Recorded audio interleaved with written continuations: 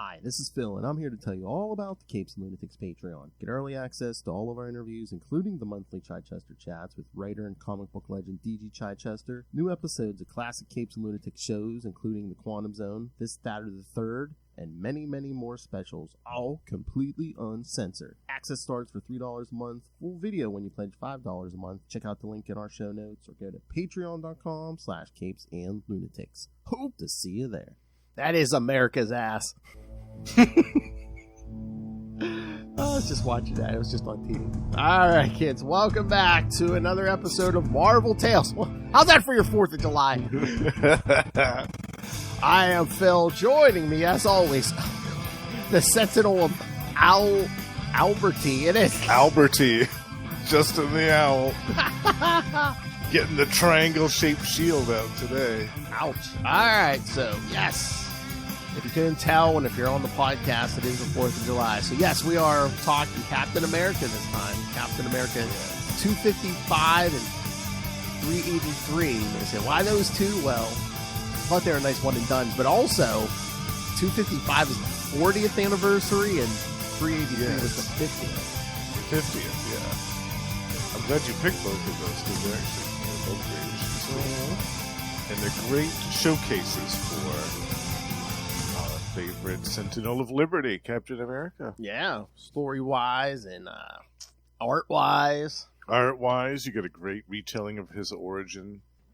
Yeah, it's fantastic. That second one is a bunch of backups, too. And those are also gold. Oh, yeah. Yeah, as we'll discover. Yeah. All right, so shall we jump in? Yes. All right, so... Yes, all right, so the first one, Captain America 255, for March 1981, the living legend, writer Roger Stern, penciler John, I never met a hot girl, I hated Byrne, inker Joe Rubenstein, colorist Bob Sharon, letterer Joe Rosen, and editor Jim Salicrup, and Bob Budiansky. All right. 2 editors on this one. Yeah. And I'm reading this one in the form of this lovely epic collection. Nice. Dawn's Early Light, which has pretty much the whole Roger Stern and John Byrne run in it. Oh, yeah. Oh, I love that run. Yeah. I think I said it before. Yeah, there was such a great run. What was it, like 247 or so? Roger Stern's run started. It just, it kept going. Yeah. At least a good 10 over 10 years. Yeah, because from him, the DeMatteis, the Grunwald, the Mark Waid. And then Wade, yeah. Solid gold, the whole run of it, yeah. All right, this one's going to be weird because, there's not much of a synopsis, but there's a whole bunch of, continuity notes. Oh, I bet there's probably more continuity notes than anything else. Because, like I said, this is the 40th anniversary special edition. It details the origin of Captain America and focuses on his early adventures in 1941 42. Yes, but this is the 40th anniversary. Tries to reconcile the several different accounts from Captain America Comics #1, Tales of Suspense 63, Captain America 109, Captain America 176, Giant Size Invaders #1, and Captain America 215. So yes, it tries to tie all those in. The editors had their work cut out for them. Oh yeah, I wonder why they had 2 editors. Yeah. Page 1 is an homage to Captain America Comics #1's cover with Captain America punching Adolf Hitler, which again, it's always good to punch a Nazi. Yes, absolutely. Always a good way to open the issue, too. Oh, yeah. Steve Rogers is first given a full origin with details from his life before being subject to the super soldier serum. Steve Rogers' recruitment into Operation Rebirth by General Phillips was originally shown in Captain America 109. Steve meeting with Operation Rebirth's Agent R and Dr. Abraham Erkson, originally shown in Captain America 109, has been expanded and reinterpreted in this issue, originating some minor inconsistencies between the 2 accounts, like Steve meeting Erkson or Professor Reinstein, as he was called in Cap 109, at the U.S. Army Recruiting Center or inside the Operation Rebirth facility, which is what this issue showed. General Phillips and President Roosevelt's meeting at the White House, which was originally shown in Tales of Suspense 63 and Giant Size Invaders #1. When Phillips, Undersecretary Sims, and Dr. Anderson arrived at Operation Rebirth's facility, Nazi spy Heinz Kruger was already inside the complex, disguised as Special Agent Clemson. In Tales of Suspense 63, Kruger was first shown when he shot Dr. Erkson, immediately killing him without specifying when he had arrived at the facility. Cap 109 provided several other particulars showing exactly how he killed Erkson and what exactly he said before being killed by Captain America. How Kruger obtained his disguise as Agent Clemson has later been explained in Marvel's Project Number 4. And this one tried to tie in all the ways that it showed Steve Rogers, doing the super soldier serum, because in Captain America Comics 1, he was subject to an injection, while in Tales of Suspense 63, as well as Giant Size Invaders number 1 and Cap 215, Steve assumed an oral form of the formula. In Cap 109, he was introduced with Vita Rays, invisible rays which enhanced Steve's strength. While in Cap 176, he both received the serum injection as well as being bombarded by Vita Rays. In this issue's definitive account, Steve was first being injected with the serum, then assumed the oral compound, finally being bombarded with Vita Rays. So it's all three. It's a multi-form process. Yes. It's a multi-step process. You have to do lots of different things here to catalyze. Exactly. Okay, last one. Heinz Kruger originally shot Dr. Erkson, breaking the observatory cabin's glass in Captain America Comics 1. Later discredited in favor of a more Comics Code acceptable version in Tales of Suspense 63, where he entered the experiment room using a door. Later, Erkson in Captain America 109, Cap 176, and Cap 215, Kruger is shown as a member of the small group who is watching the experiment's execution, breaking the room's glass again. This account has been confirmed by this issue's definitive retelling. I love the one version. It's just like, it just opens the door, walks in. What are you doing? Well, bang! Hail Hitler! Bang!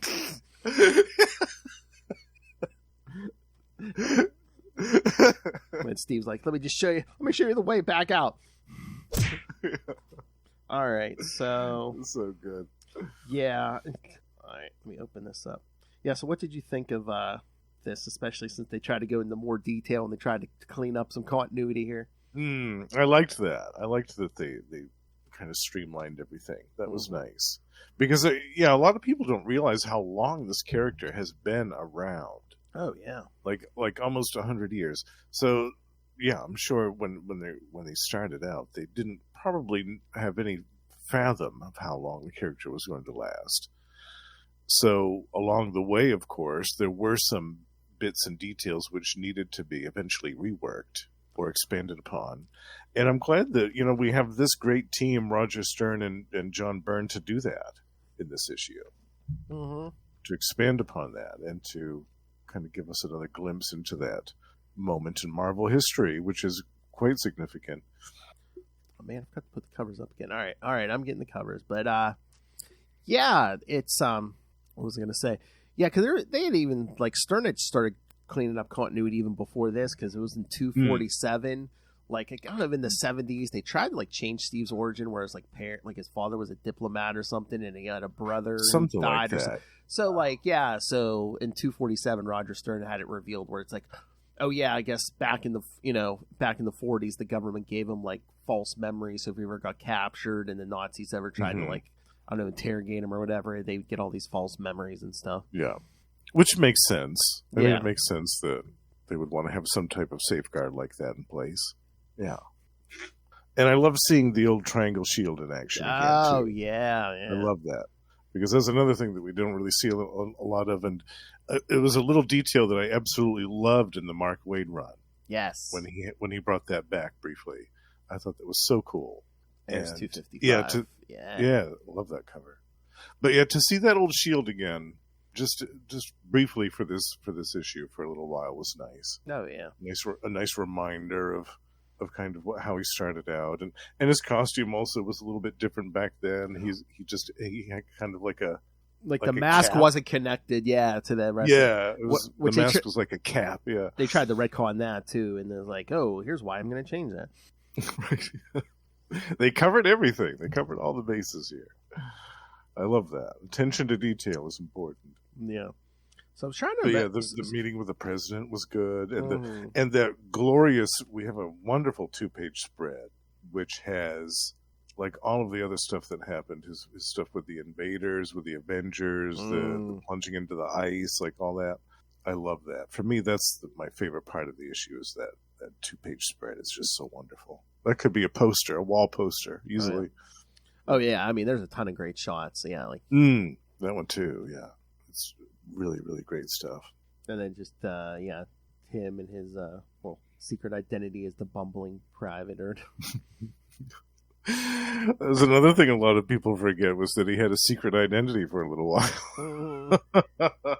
Yeah, which I always thought was kind of fun. Oh yeah, and then the whole thing with Bucky discovering it, so Bucky becomes the kid's sidekick. Yeah.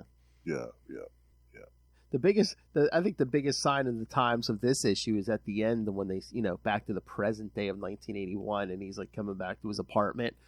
He turns on the TV, and at the end of the broadcast day, when they play the Star Spangled Banner, I'm just like, oh yeah, remember kids? They used to not play TV 24/7. No. It's true. For between the hour, what was it? Between the hours of 1 a.m. and I don't even remember. Was it 5? I think it was during Maybe, that time. Yeah, for a while it was just static. Even I barely remember that, but it's just like, yeah. I sort of do. Remember? I mean, God, I have to ask my son about that. Yeah, I'm sure kids take you and fathom that, where it's like, oh yeah, there was a point in time where it's like you couldn't get no TV between 1 and 5. They ran out of stuff for programming. Even the syndicated stuff. Yeah, that's what I was gonna say. Even today, they would just throw on a syndicated, whatever. Yeah, something. They didn't even have any syndicated crap on in those hours. They figured that everybody was asleep.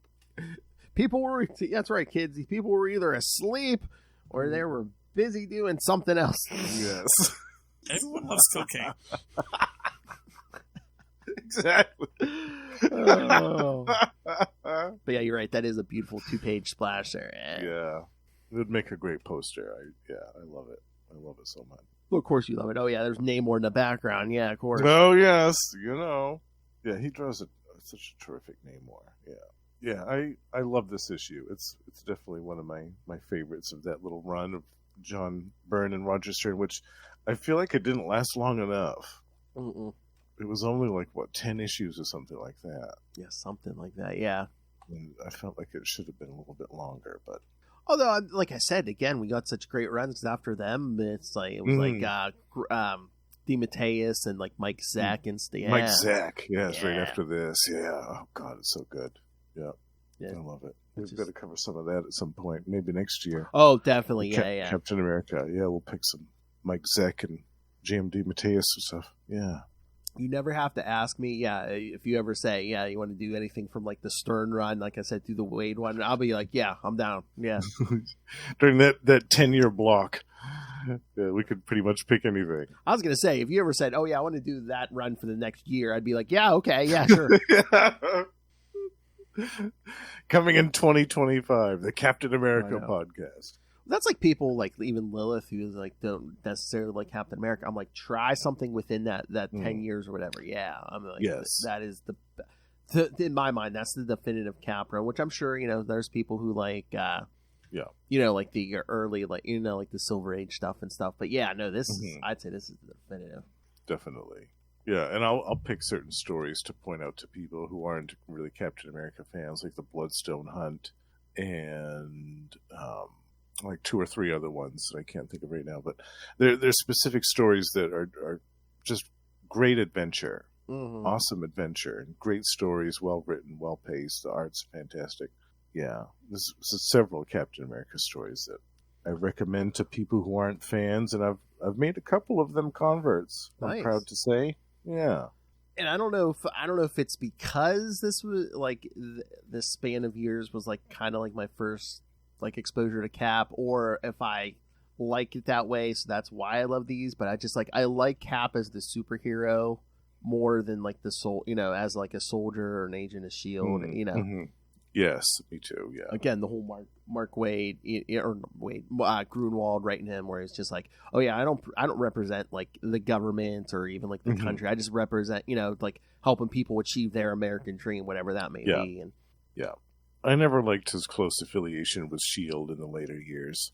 Yeah, no, but I think some of the stuff that came after 2001, especially like then stuff in the MCU, yeah, we kind of like turned it back into a soldier, just like yeah, secret agent, yeah, because like back around this time, it's like if you're a kid that was something, you'd be like, fine, I'll help you, but begrudgingly, yeah. But yeah, just like as the Avenger, but just like a straight up superhero, he had a secret identity, and because now everyone knows who he is. Right. Yeah.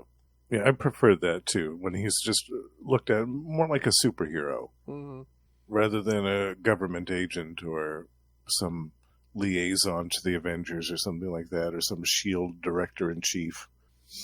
Yeah, I prefer the Sentinel of Liberty superhero approach. Exactly.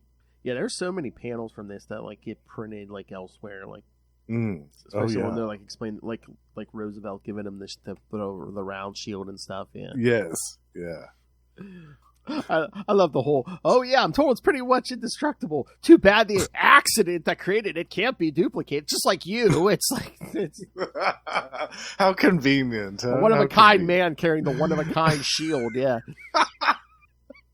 Again, I love Captain America. I love this era, but yeah, that's kind of a coincidence, isn't it? Yeah. A remarkable coincidence. Yeah, some Nazi shot the guy who created it. No, that's not what happened, kids. But I was just waiting for it. Yeah, some Nazi shot the guy who created the shield too. Yeah. At the same time, the other guy was shot. I'm surprised someone has to try to do that retcon where it's like Erskine created the super soldier serum and the shield, so the Nazi kills him. Like, oh no, too bad. Yep. The man was a bigger genius than Einstein. Exactly. I mean, maybe we'll start reintroducing this. I mean, now that the X-Men are going to be in the MCU, but it's like, remember back, like, and I think it was by this point, it's like that shield was like any unique adamantium and vibranium mix. Oh, yes. Yeah. Like in later years, since the MCU, they were just like, oh, yeah, it's a vibranium. It's like, no, it's not. It's stronger than that. It's adamantium and vibranium. Yeah. And it's a one of a kind, too. There's another one like that. Because there's a bunch of people, like U.S. Agent has a vibranium. His shield is all vibranium. Yeah, that's just pure vibranium, yeah. And I think there's a couple of other people that have some just vibranium armor or weaponry. Or some type of paraphernalia. But, yeah, Steve's is different. Oh, yeah. No, I was going to say, nothing's ever broken that shield, well, except the Beyonder. Well, yeah. That's to be expected, though, with the Beyonder. Oh, yeah. All right. Yeah, for some reason, I can't remember if I read this before. I don't know if I even have this one. I read it on the app. I always thought it was, like, longer for some reason, unless I just imagined that. But, yeah, there's no, like, backup stories. It's just, like, the retelling of the origin. Mm-hmm. I mean, it's still good, but... It's still good, but, yeah, my only complaint is that I felt like it need a little bit more. Yeah, because it was like the 40th anniversary. You'd think you'd get like at least that one more story out of this. Maybe like make it a double-sized issue at least. It seemed like it was just a regular length one. Yeah, I'm thinking it was a regular size because it was only 50 cents. Yeah, judging from the page count in the Epic collection, I think it's a regular one. Yeah, I was gonna say on the app it's 22 pages. So yeah, it's a regular size issue. Yeah, huh. I wonder if there were deadlines and things that stood in the way of them. Possibly, maybe. Making a longer feature out of this. Or Byrne just lost interest because there weren't any hot chicks in here to draw. Right. Well, I think this is actually his last issue because the next one is Gene Colan. Well, that might have been a fill-in, because I know, Gene Colan wasn't like the regular, so I'm trying to remember. Gene Colan after that is Lee Elias. I'm trying to remember. There might have been a bunch of fill-ins before. Because I think the second group and DeMatteis started around the same time. Because I think the DeMatteis one might have been was it like 260 or 261? Maybe might have been the first one. It looks like it's 260 because David Michelini did the script for 259. Yeah, so as I said, I think after this one, there's like a bunch of fill-ins for like 3-4 And that was months. a Mike Zeck issue too. Yeah. At least till we got the new writer. Yeah. All right. Anything else on this one, or should we get to the next one? Because yes, the next one is packed. The next one, we have a lot of stuff in that one. Couple Yeah, stories. let's move on to that one. Yeah. All right. Let's take this story by story. All right. Oh, can't forget. I got to put this cover up for what? I mean, as good as that first one is, I think this second one is even better. I love this. Yeah, it's so good. All right. So Captain America 383 from March 1991. I know I have this. I got this right off the. Yes, I've got it right here. Yeah. Yes. And this there one it is. This one is bigger, kids. Yeah. This one got a spine. All right. The first story, I Am Legend. Apologies to Will Smith. Although this came first. So. Yes, he stole that. Writer. Actually, no, that book, I think that book was 50s or 60s. Maybe, yeah. The novel, yeah. I Am Legend writer Mark Grunwald, the late great Mark Grunwald, penciler Ron Lim, penciler Danny Belandi, colorist Steve Busaletto, letterer Joe Rosen, and editor Ralph Macchia. Cap chases Father Time across an unknown dimension, meeting many mythical American heroes along the way. The chase seems to turn out to be an elaborate illusion in order to get Cap out of the mansion, so his friends could throw him a surprise party for his being it says for being alive 50 years, but wasn't it supposed to be him being Captain America for 50? Yeah, that's right, yeah. Or as he tells them, he's like, well, thanks, but I was frozen for a lot of that. Oh, no wonder that cover's so good. I mean, you see the credit at the bottom of it. Ron Lim and Jim Lee. So Jim Lee, yeah. Yes. What a great combination, huh? Oh, yeah. Yeah, I've seen that. Tremendous. I've seen that image of Cap so many places. Yeah. Him. Yeah, they didn't work together very much, Ron Lim and Jim Lee, but when they did, that was gold too. That was solid gold.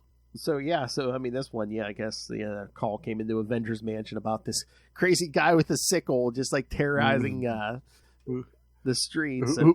Who almost looks like Hobgoblin at first glance with the color scheme of his outfit. No, yeah, with the orange and the blue. Yeah. So Cap tries to get him to stop, whips his shield at him, and then Father Time opens this portal. The shield goes through. Father Time. So Cap follows through this portal and meets. I love what they even say. Yeah, it seems like this weird dimension where he meets Johnny Appleseed and Pecos Bill and Paul Bunyan and John Henry. Yeah. Paul Bunyan and Uncle Sam. Uncle Sam, yes. American icons. But when Cap's like, well, at least the rest of that were like real. He's like, you're just an image. You're a figure on an advertisement. There were no tall tales told about you. Oh yeah, once again, sign of the times. Uncle Sam just sitting there smoking that pipe. Yes, we wouldn't see that today. That would be edited right out. And he even offers some to Steve too. It's so funny. But yeah, so basically, like between the Father Time telling Steve, it's time to rest, and I think Uncle Sam said something here, but yeah, Steve's like, I'm not ready to stop. I'm not ready to stop striving to make America a place where men can realize their dreams. I'm not ready for retirement here in Never Neverland. Never Neverland. I love Steve's like, yeah, if I got to prove it, and Father Time, you think it will prove anything? Have that to me then. Yeah. Just that charge. You got it, pal. You got it, pal. He takes the fight right to him. Yeah. Punches him right in the face. I love it. I love Uncle Sam just jumping around. Hee-haw! Give him one for me, son.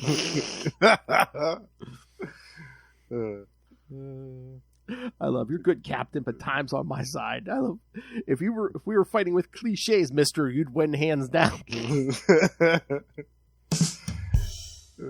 And he says, "Let me see if I got this straight, Father. You're the Grim Reaper on steroids." No, I am the dispatcher of destiny, the lamplighter of legendary, the imparter of immortality. And Cap's like, yeah, okay, the way you're going to make me immortal is slice me in two. He's like, not quite, but for the legend to live, the man must die. So yeah, he knocks that sickle off the mountain they're fighting on. And then here comes the big reveal. Oh. He is a member of the Elders of the Universe. Yes, who we talked to a few episodes back. Yes. Yes.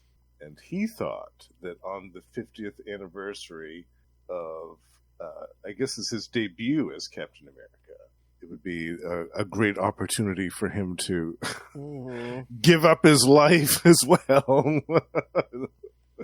And he hurls him into the abyss. Well, first it seems like he's making Steve grow old, but yeah, then they kind of go over that cliff. And Uncle Sam, that's the spirit, Captain. Never say die. Show that sanctimonious so-and-so the way a real American goes on fighting. Give him what for, my most valiant of sons. Give him what for.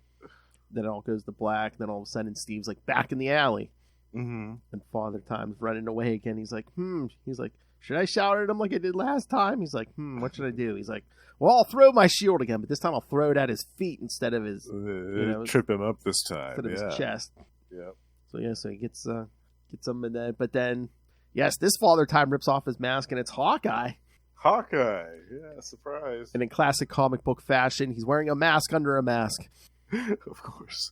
Yeah. So we know who it is. Naturally. Yeah, Hawkeye's like, he's like, where do you get off calling someone an old father who's old enough to be your son? So it's one of those things where Steve's like, well, did I imagine that whole thing, or so? And Hawkeye says, don't get cheesed at me. This wasn't my idea. The others put me up to it. I know. What others? Who else? The Avengers. I love when Cap's like, who? He's like, what's going on? He's like, I'm not supposed to tell you. Hawkeye, how well do you think you could draw a bowstring with broken fingers? I know. I was like, wow, damn, Steve. Yeah, because that's a good page. Brutal here. That's a good page. I love that. Splash page at the end there, yeah. Yeah, there's your boy Quasar there in the background. Quasar's there. Wonder Man's there. Wonder Man, Jennifer Walters, She-Hulk. Thor and Iron Man, Wasp. Yeah. Oh, there's Cersei's butt. Cersei, yes. Cersei, White Vision. Falcon. The bleached Vision. Pym, yeah. Mm-hmm. And all of Hawkeye's supporting cast at that time. We've got John Jameson there, and Peggy, and I forget who. Fabian Cortez, yes. Man, that's a big cake. Well, Thor's probably going to eat half of that. You know what? That's funny you said that. I was just about to say, well, Thor's going to eat a lot of that, probably. Yeah. If Hercules was there, nobody would get any of it. So yeah, Cap, basically the end is just basically Cap saying, Hawkeye said he got that costume at a rental store. Did I really take a trip through America's mythical past? It's like, perhaps I'll have to wait to discover the truth of the matter till it really is my time to lay down my shield and go where it is old heroes go. Well, he could have. Cersei was right there after the party. He could have been like, "Hey, Cersei, take a look into my memories, will you?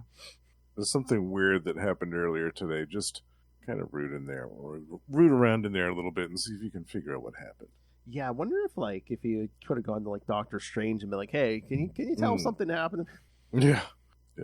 You've dealt with the Elders of the Universe. Have you ever fought Father Time before? Yeah. All right. So what'd you think of that one? Love that one. It was great. I mean, more Mark Grunwald and Ron Lim magic. They were a great duo together. Just the whole creative team for this book, even down to the inkers, the letterers, the colorists, was such a great team, really, from top to bottom. So great. Yeah. What did you think of this one? I liked it. I always liked this since the first I read it. Yeah, and again, it just makes it better, the Ron Lim art. Totally. I'm glad too. It wasn't just some fight with the Red Skull or fight with one of his other nemesis from the Nazi era or something like that. It wasn't just some throwback to the 40s, to World War II. Yeah, because again, I think it's Grunwald kind of took care and took pride in telling these stories. It wasn't just a retelling of the origin, they had done 10 years ago and stuff. And yeah, I was happy with that.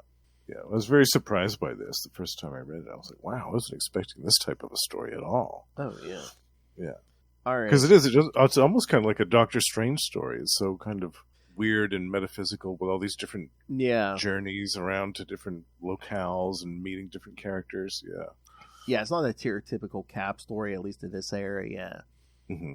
But it's just the way for him to meet all those those American heroes. Yeah, the icons Yes. of Americana.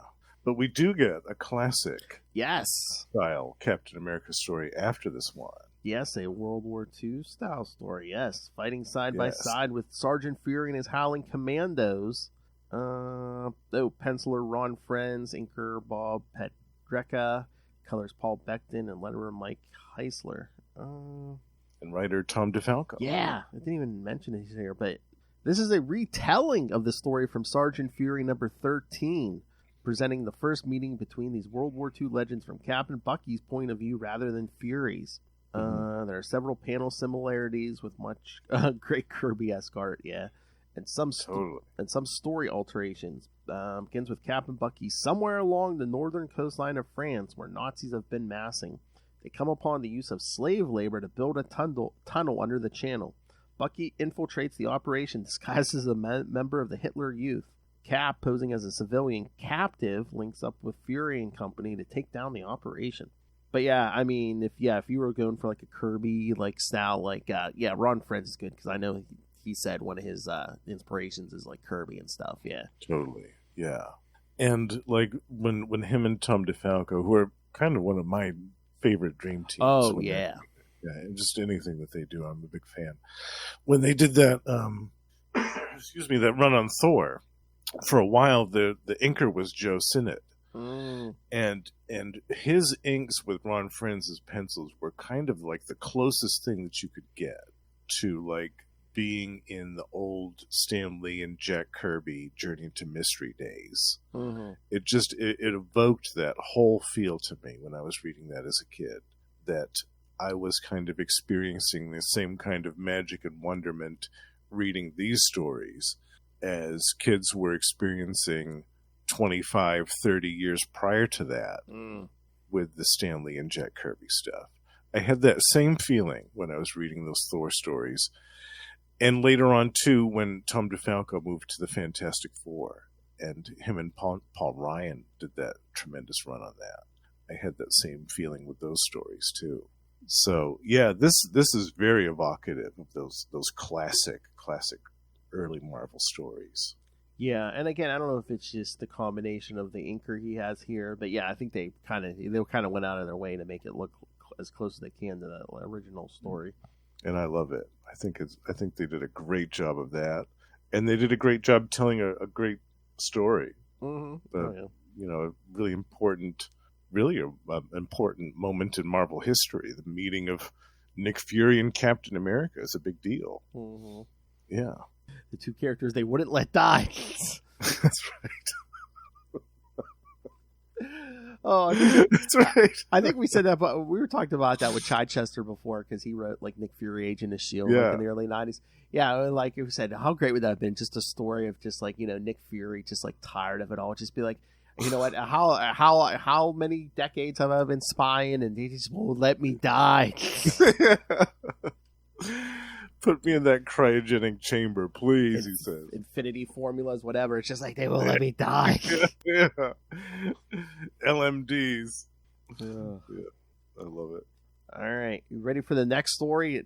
Oh, yes. I like that. I love you, especially written by Grunwald. I love the Grunwald U.S. Agent. Me too. And again, this story is so good, and there's like really no action in it at all. Yeah, not at all.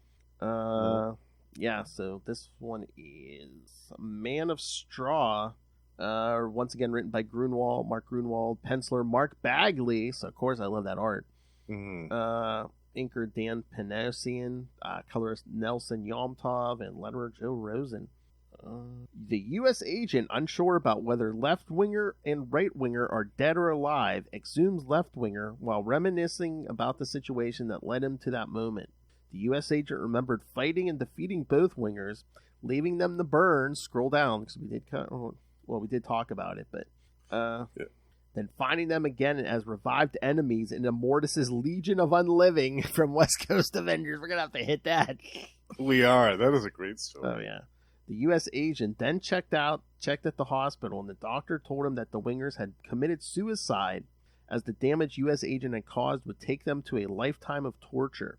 Looking for closure, the U.S. agent confesses to a scarecrow in an attempt to expiate, Failing to get a satisfying signal, the U.S. agent decides to stop using straw men as a target of his rage. So, yeah, I again, that's why I love Grunwald. I mean, we could have just left the left and right winger and, unmentioned or whatever, but no, we come back to it. It's like, yeah, what would happen if, someone was caught in an explosion like that? And, Mm-hmm. And they give a really grotesquely detailed description of what these guys went through after what happened to them with the explosion, where they were burned, and just the treatment that they had to endure every day at the hospital afterwards. Really, the first time I read this, I was like, "Oh my God, wow!" But yeah, it's a really testament to, like you were saying, Mark Grunwald's talent, that he even concocted a story like this in the first place. Yeah. Because this could have easily just been like a couple of panels in some maybe issue of West Coast Avengers or something where U.S. Agent was doing this. But instead, he devoted an entire backup story to this where John Walker is dealing with the mental and emotional repercussions of what he did to those two guys. Which was significant. I mean, he beat them to a pulp and he left them to die. He basically, for all intents and purposes, he basically killed these guys. Oh yeah, he crippled them to such an extent that it just made their life like not even in a life. It was more just an existence. They were just there. There was no quality of life for them. Oh no, because after that, because the doctor goes into detail. Just like they basically had no skin, and just like I think he even said the strongest opiates there was no opiate strong enough to kill their pain. Yeah. So harrowing stuff. Barely move. So so with their augmented strength, they just killed themselves. They killed themselves, which makes sense too in that situation. If you had superpowers and you were still going through this amount of excruciating agony every single day of your life, and there wasn't any outlook of it getting any better at any time in the near future. Well, that might have been the downside of that augmented strength. If they had been normal, they might have just died on the spot, but that augmented strength might have kept them alive. Yeah. But yeah, I just love when he was like, I wanted to put you through a world of pain, and I guess I mission accomplished, but it's like... That's what he did, but he didn't now that he's not like that. Now that he's not in that mental space, he's like, you couldn't have known, when you revealed my identity, my parents were going to get killed and stuff, and because this one, he's like, we were friends, Yeah, they were together in the Power Brokers stuff. Yeah, and I think didn't he like do some wrestling or something like that? And weren't they like pro wrestlers or something? Yeah, I'm getting that conflated with somebody else. Kind of, sort of, yeah. He was the Super Patriot, and then Battlestar and his other two, the left and right winger, were like his Buckies and stuff. Yeah, yeah, because that's kind of like when Steve first meets him. Because he attacks Steve and they fight it out. Yeah. But right winger. But again, Grunwald, it's like, not a lot of writers do this. I mean, he's in this empty field with this scarecrow in like the middle of the night. He's just like asking God to give him screaming at it, asking God to give him a sign, or that he's like, come on, let me hallucinate, let me see the scarecrow like become my father or something, or anything. He's like, and then he sees the lighter on the ground and thinks that that's a divine sign, that he needs to set himself on fire as penance for what he did to these two guys, and then the lighter won't even work, so he hurls that off into the distance. It's a really powerful story. It's probably the most powerful story in this whole issue. So basically it just says, I guess my problems aren't big enough that that I'm going to get some sign from God or something, or if redemption. Instead, he has to work on becoming a better person, learning from his mistakes, and changing himself. If redemption is ever to be mine, I'll have to redeem myself, and I can only do it by my actions from this night forward. I can only do it by becoming a better human being. Yeah. Like I said, this story is really the testament to the talent of Mark Grunwald, that he made this developed this into an actual story instead of just a throwaway scene in some issue. It took a lot of forethought and care on his part, and it was written with great care to the character. Yeah, and it works too. You kind of clean up the character a little bit. It's like, oh yeah, he's not going to be like another like Punisher or something. Yeah. Mm-hmm. Yeah, and he's not going to be like every issue. He's going to be killing somebody every 2 seconds. Right. Yeah. Or struggling with this, am I going to lose it this issue? Am I going to lose it again? Yeah. Instead, he just beats the crap out of Oh yeah. Because I think it's like 2 issues after this, or it's like a 2-parter, yeah, where with the watchdogs and stuff, and like the second part, yeah, he's like I can't kill these guys. He's like, but I can I'll put you in a world of pain, but I won't kill you. Yeah. Yeah, that's a good one too. That 2-parter. Yes. We got to do that too. Yeah. With some more great Ron Lim artwork in that one. Yeah, and I think it's the first meeting of Steve and John after the big events of. After they like kind of fake his death and stuff. Yeah. 350. Yeah. Mm-hmm. Yeah, because I think John Jameson asked Cap. He's like, "What's that guy?" So he's basically like, but he just gives him a quick he's like, "Yeah, he kind of the super patriot. He did some stuff, All right, should we get to the last one? This is another good one. Yes, that's another good one, and another surprise as well. Yes, kind of plays off what we got in issue 350, which you covered a while back. After we saw Red Skull waking up in his new clone body, and then this is kind of like right immediately after that. Yes, I love that, filling in the blanks of that stuff. All right, so yes, the last one is Bad to the Bone. Great title. Is that another Grunwald? He's not even credited him here. Yes.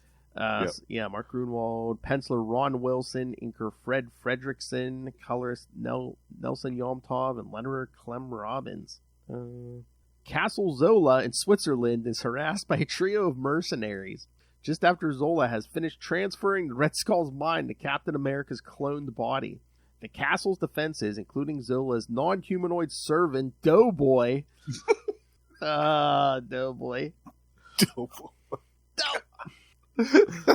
take care of all the intruders.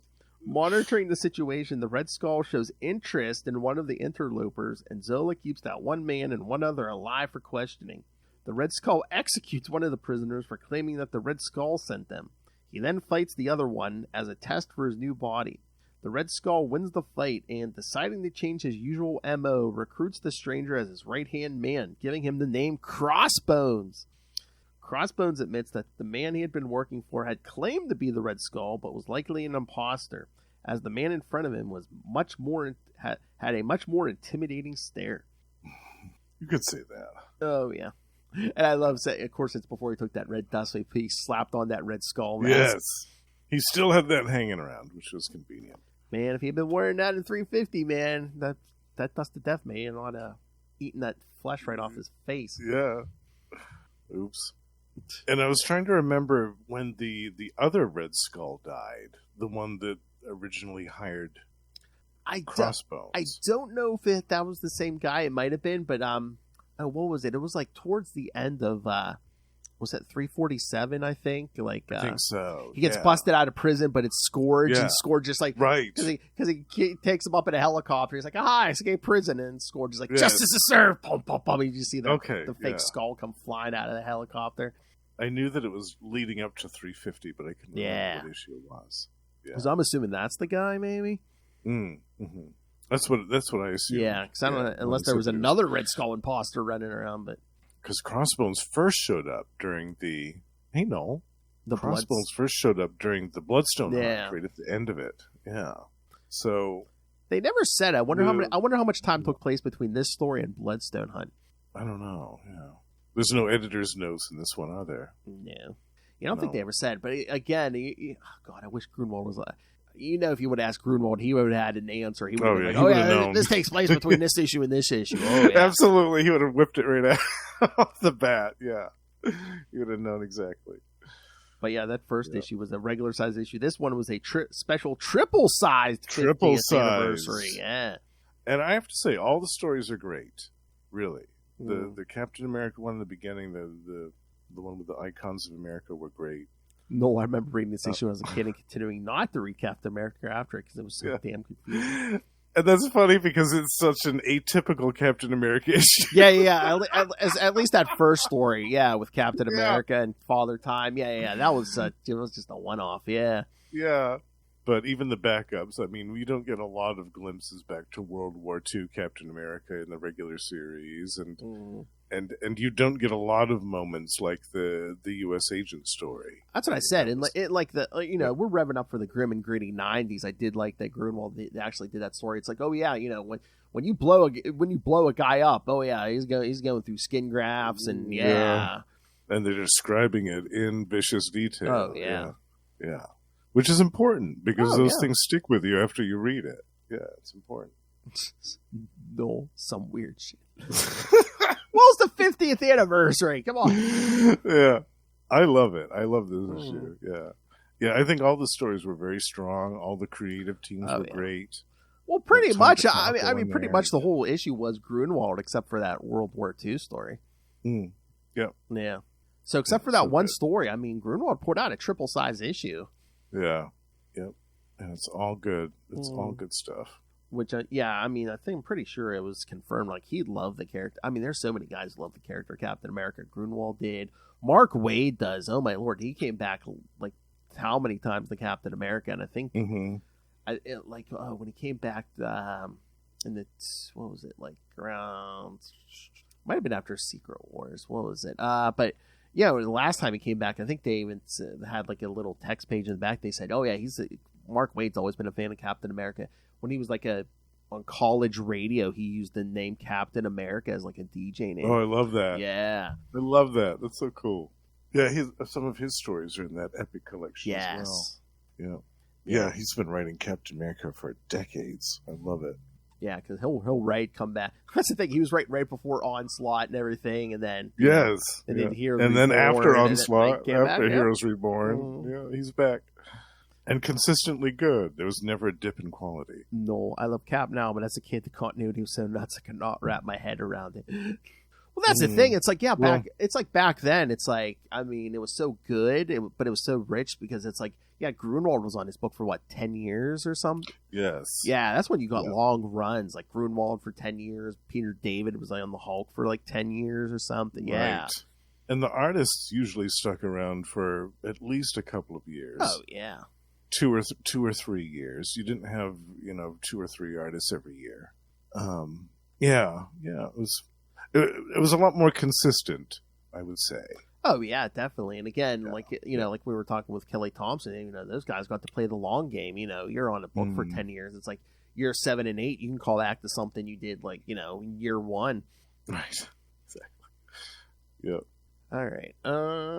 So anything else on these, Justin? No, like I said, I'm glad that you picked both of these because not only had it been years since I had read both of them, but I had forgotten about just how good some of the backups in number 383 were. Yeah, it was nice to revisit those again.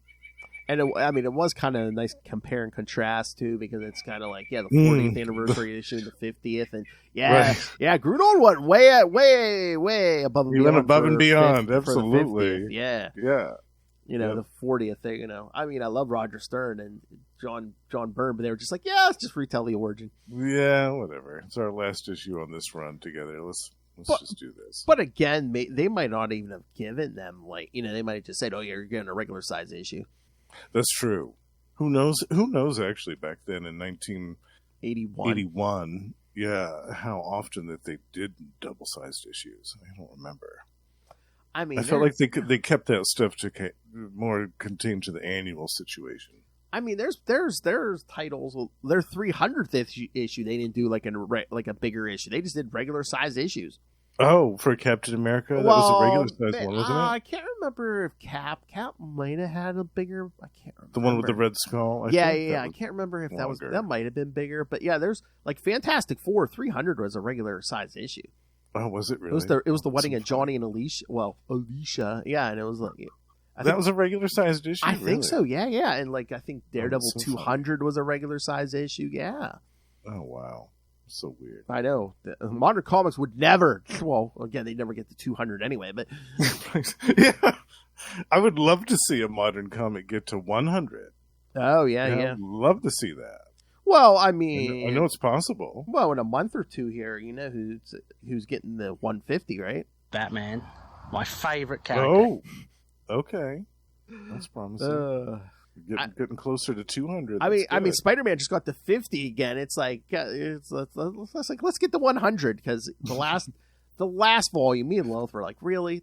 They like ended it at 93 or something. We're like, really? Oh God, that's Really? so stupid. Yeah. I remember you telling me about that. It's so ridiculous. Oh, did they ditch the legacy numbering? Well, no. I mean, I think don't they usually do both now, where they'll have like the current numbering and then they'll have the legacy number under it, like I think smaller it's on and there stuff. somewhere. Yeah. Because I think you have to have a yeah, magnifying glass to read it, but they'll do the new numbering until they get to a legacy number. Like if they get to 800 or something, they'll be like, "Oh, legacy 800." It's like, Yes, well, yeah. Now we'll do a double-sized issue, Mm. triple-sized. All right, so next time we're going to do. Oh, yep, we're going to do Spider-Man 2099, Yes, 4 through 8 from the 90s. returning back to that from last year. Peter David, yes. Yeah. And then in 2 weeks, we're going to cover the first, well, that's the first 3, but we'll throw the issue number 0 on there, too, that came with Wizard Magazine. Yes, Captain Marvel from the year 2000. Yes, Gina Some Stone. more Peter David. Yeah. Oh, yeah, that's right. 2 weeks of Peter David. That's right, Yeah. Different characters. Yeah. And then making a long-awaited return the week after that, Alpha Flight. Yes, we'll cover 5 through 8 of the original Alpha Flight. One of our most watched episodes, actually, of Marvel Tales from last year. Yeah, I was gonna say It was our Alpha Flight one. Might have been almost 300. Yeah, I was gonna say, well, maybe a Marvel Tales. It might be one of our. Yeah, it's gonna be one of our most watched ones. I was gonna say, Extinction Agenda on X-Men Classics really got some views on YouTube. Yeah. Yes, a runaway success over on Classic X-Men. Oh, Noel, are you a fan of 2099? Oh, yeah. Yes. Yeah, he loves Doom 2099. I was gonna say, we're doing some Doom at the Doom 2099 in December. Doom-cember. Yeah, Doom-cember. Yes. That's right. I do want to add somewhere in Doom-cember, whether it makes sense or not. You know what issue I'm adding? You know what we got to do in Doom-cember? When Luke Cage goes to that variant, like, give me my money. We have to do that. Yes. Wasn't that in the 90s Cage series? No, it was before that. No, I think it was like in his it before original that? series. Yeah. Oh, okay. Because he's wearing that yellow shirt that I saw like a few pages already. He's like he strolls that castle, goes, "Give me my money, honey." Give me my money. Yeah, we gotta put that in. Yes, no, yes, no, yeah, no. That's an actual quote. "Give me my money, honey." Yes. Yes, no, that was the 70s. Yes. Absolutely, that has to be it. Because he literally goes to the Fantastic Four, I think, for a Fantastic Art. Yeah, goes to Latveria, says, "Give me my money, honey." Oh, yeah, no, I'm squeezing that in somewhere in December. Oh, that's happening. That has to happen now.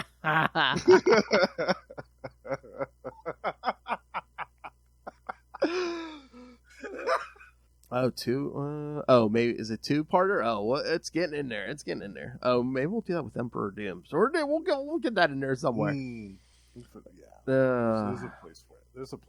Yes. Oh, and then after Alpha Flight, yes, we're going to start our 9-week run on Atlantis Attacks. Yes. The epic begins all summer long. Yep, I'm excited. I can't wait to dive back into Atlantis Attacks. So we're going to hit every Marvel annual that year. Oh, and also the What If issue. Yes, at the very end. Yes, what if they had lost? What if things went sideways for the heroes? Exactly. Oh, look at Noel. Luke punches a lot of Doom bots. Yeah. Well, probably a handful at least. All those horny Doom bots, yeah. All right, so, yes. So there's big homework assignment. So, yes, send us your thoughts. No, you got 6 months to send us feedback on Luke Cage. Yes. Email us, capesandlunatics@gmail.com. Oh, wait. Yes, capesandlunatics. Oh, yes, you've got the... That's right. You've got the page now. That's right. I keep forgetting I'm a fancy man now. Yes. All right. So, sorry, kids. Takes a couple clicks. All right. capesandlunatics@gmail.com or call the voicemail 614-382-2737. That's 614-38-CAPES. And you can also find all things Capes Lunatics episodes, social media, merchandise. Get your brand new Capes Lunatics merch, all the new logos. Yeah. And of course, we have, if you just want to be very, very generous, you can always rain the money on us through the Cash App link. Cash App link always open. Make it rain. So do it. Yes. As Wolf and I said, yes, rain the money on us like we're that girl dancing her way through medical school. She looks like she was just working a stripper pole down at Divas. Any excuse to play Justin Drops. All right. So, and of course, the Patreon, where it gets wild and crazy and uncensored little hellfire. And like I said, this year, a very, I don't think she's drinking. I know she's not having no sex. So, yes, a very sexually frustrated and dangerously sober little hellfire. So, yes, subscribe to the Patreon. So, find it all at tubespace.ao/Capes and Lunatics Podcast Network. That's tubespace.ao/Capes and Lunatics Podcast Network. And again, if you want to get to that, right at that Patreon, patreon.com/Capes and Lunatics. It's right there. Join me in the Patreon elite. Join the Sentinel of Al Liberty. It's in the Patreon. That's right. All right. So this Mr. Justin the Owl, the king of podcasting, you can find him every week here on Marvel Tales. You can hear him at least once a month or more on X-Men Classics. You can also hear him over on Capes Lunatic Sidekicks at least once a month on We Are the Night, the Batman podcast, talking Azrael with me. And you can hear him, back over here, yes, once a month on Energon Universe, talking all the new Transformers and G.I. Joe from Image with the two of us and Russell. That's right. I think I hit all your appearances. Oh, you can hear him every so often. He pops in and out on that Electric Mullet, the Superman podcast. Right. Yes. Talking some classic Superman stuff. That's right. Speaking of Burn, we just finished the Burn stuff. Yes. That's right, yeah. All right, but that's not all the King does. All right, so, King, where else can the people hear you talk comics? You can also find me on 3 more monthly shows besides all the ones that Phil just mentioned. You can find me and Russell over at Gamma Charge, the strongest Marvel podcast there is, where every month we discuss the Incredible She-Hulk, the Incredible Hulk, and the Sensational She-Hulk. Almost got those two mixed up. And in the month of July, we will be doing an interview with writer David Pepose. Nice. Talking with him about his work on the Incredible Hulk Annual, as well as the Savage Avengers series that he did for Marvel. And we can also be found every month over at Predator and Prey, the Yucha podcast, where we are joined by the High Priest of Khonshu himself, Ray, and we discuss the classic Dark Horse comics focused on the Predator, as well as the new comics coming out from Marvel, focused on the character. And last but not least, the Lost Library of Legends, my solo show dedicated to the lost and obscure, forgotten comic book gems of the last 40 or so years, is still going on. And in the month of July, I will be starting a special 3-part retrospective on a forgotten DC series from the early 2000s called The Power Company. We're going back to the 90s here, bitch. Or was that still 90s? Almost. It was, I think, 2002. Oh, so yeah. Close enough. I knew it was late 90s, early 2000s, yeah. Close enough, yeah.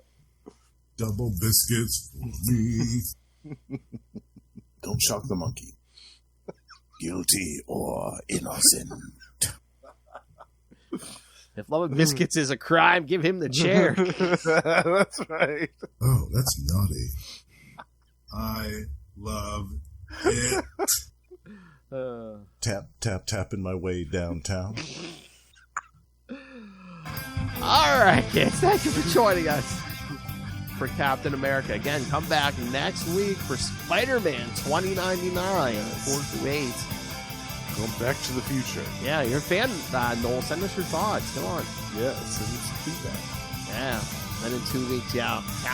Captain Marvel, ring the bell. Some more Peter David magic. That's right. Rick Jones in there, of course, and special guest Hulk. Nice. USA.